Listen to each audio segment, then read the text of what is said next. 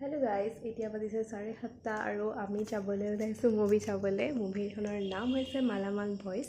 বাকি তাতে গৈ আপোনালোকক ৰিভিউ দি আছোঁ ভিডিঅ'টো চাই থাকিব আমি আহি পাই গ'লো আৰু এতিয়া ভিতৰলৈ সোমাই যাওঁ টিকেট কেইটা কাটি লওঁ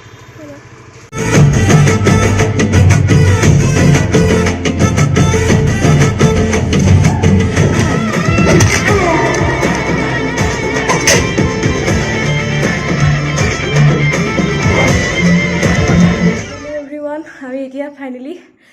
ৰাতি 10:45 হ'ল আমি আহি পালোঁ যেহেতু মুভি টাইম আছিলে 8টাৰ পৰা 10:30 লৈকে আৰু এতিয়া ৰুম আহি পাওঁতে 10:45 হ'লহি